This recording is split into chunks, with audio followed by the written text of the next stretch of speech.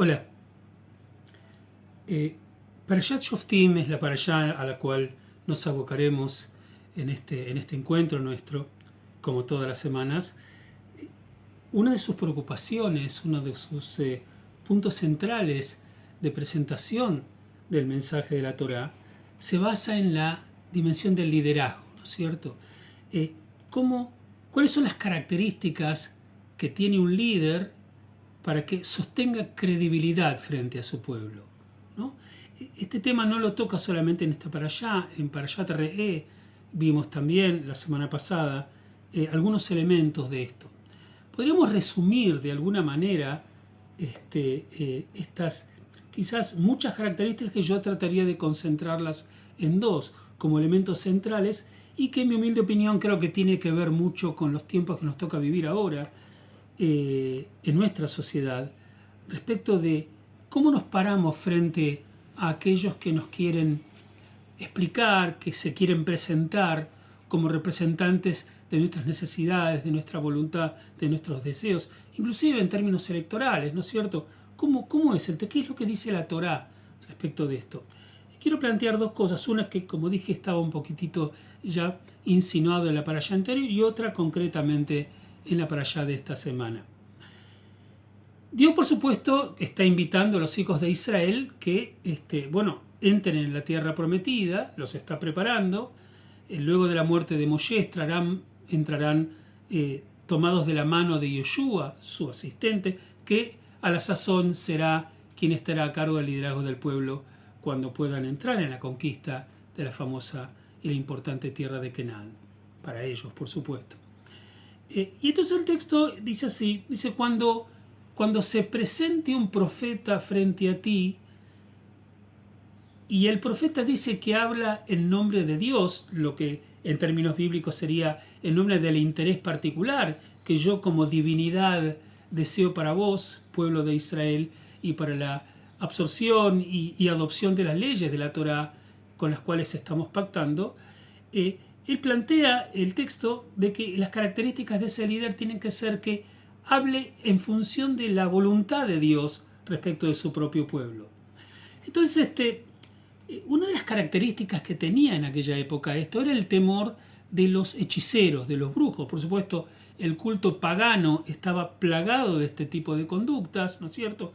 Hepatomantas, hechiceros, brujos, adivinadores, ¿no es cierto? En fin, toda una cantidad de cosas que están específicamente mencionados, digamos, de manera muy particular en el texto de la Torá sobre instancias prohibidas. Entonces, por supuesto, el liderazgo bíblico, cuando invita al pueblo de Israel a abrazar la fe de Moisés, entonces lo que hace es tratar de advertir respecto a estas características. Entonces, en un momento dado, sabedor el texto bíblico y el texto de la Torá, que uno de los elementos centrales para poder convencer a quien escuchaba, en este caso el pueblo, era que tuvieran la capacidad de hacer juegos mágicos o elementos metafísicos, ¿no es cierto?, fuera de lo natural, como elemento de atrapar, ves que yo tengo poderes, podés creer en mí.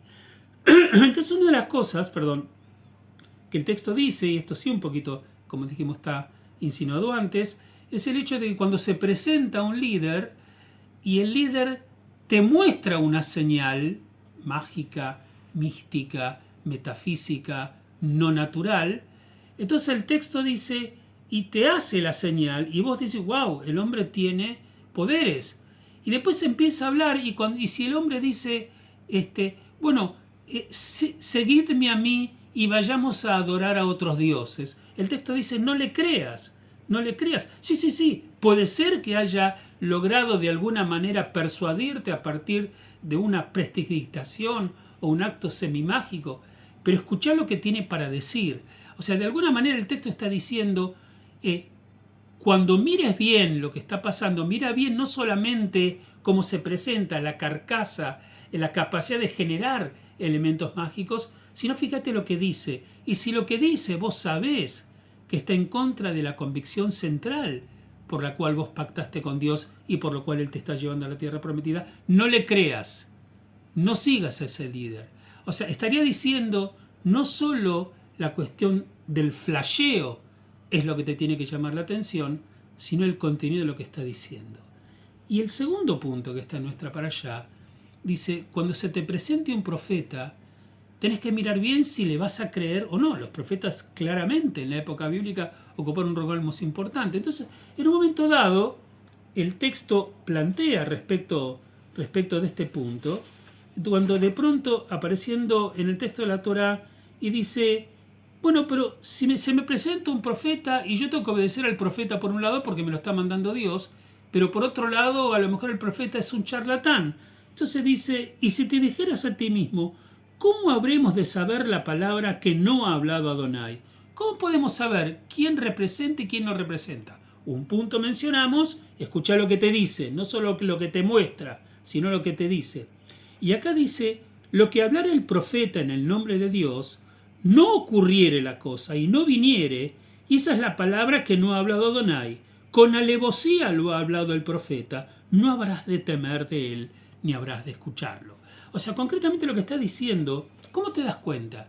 Si alguien te dice que te va a dar algo, si alguien viene de manera rimbombante, te presenta la capacidad de logros que va a tener, y vos ves que lo que dice no ocurre, que lo que dice no se cumple, no le creas más.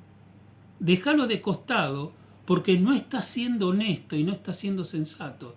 Yo cuando veo estos mensajes, no puedo más que pensar lo importante que es para nosotros como sociedad, como pueblo, en cualquier parte del mundo y en cualquier situación, tener los ojos bien abiertos cuando se nos presentan quienes quieren persuadirnos de que los sigamos. Primero, como dijimos al principio, si realmente lo que dice tiene sentido y está acorde con lo que nosotros pensamos, no solamente lo que vemos, sino también lo que recibimos en nuestros oídos. Y por otra parte, si lo que dice no lo cumple, no le creas más. Si lo que dijo que iba a hacer no lo hace, no le creas más. Hay líderes a los cuales tenés que seguir, podés creer y podés reflexionar sobre ellos. Pero de alguna manera la Torá nos está diciendo, el interés de la divinidad, en el caso del pueblo de Israel bíblico, es que estés bien, porque Dios te sacó de la esclavitud para que no seas más esclavo. No seas esclavo de nadie, sino que seguí aquello que te parece que es lo correcto y que es lo mejor para vos y para tus hijos. Como dice una de las parashot, re'e, abre los ojos bien y mira, que no te engañen. Shabbat Shalom para todos.